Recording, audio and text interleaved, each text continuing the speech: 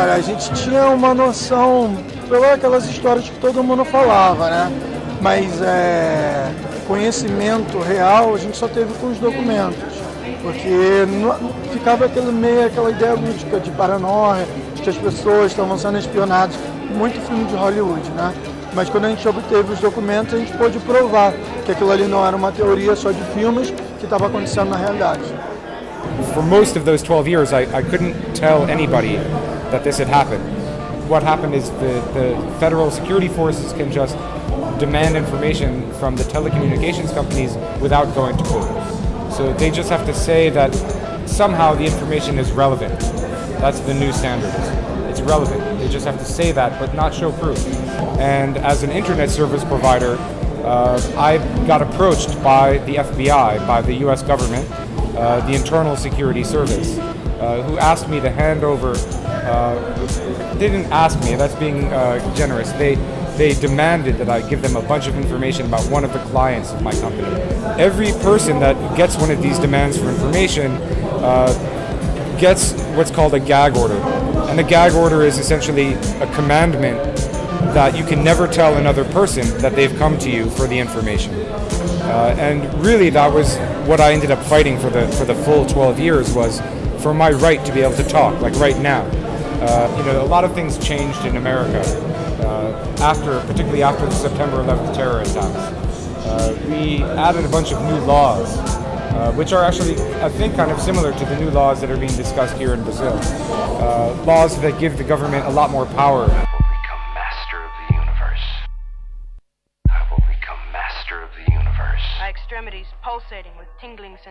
Ninguém é a favor da pedofilia, ninguém é a favor do terrorismo.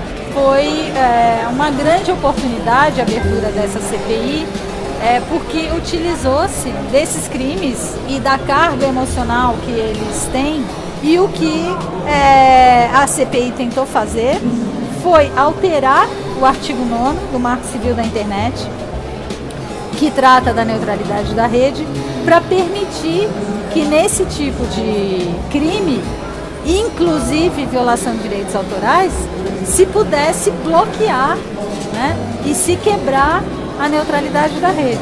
Muitos vão dizer que o projeto de lei que antes estava no relatório, que permitia o acesso a endereços IP sem ordem judicial, interessa a todos os usuários para garantir uma maior segurança na rede, e a gente sabe que mesmo vivendo num país que é um Estado democrático de direito, ao menos pelas suas regulações, a gente sabe que existem pessoas que são ameaçadas pelo que dizem na rede, a gente sabe que movimentos sociais são perseguidos.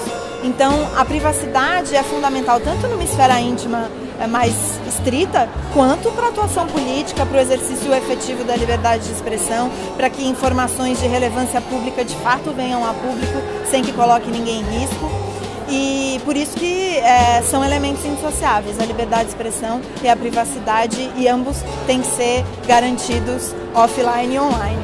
I think what is necessary to convince politicians, lawyers, police, intelligence eventually is a society that demands to have more privacy and that demands to have a more democratic approach to life, basically, in saying that surveillance is not democratic and the respect for privacy needs to be actually kept by the governments.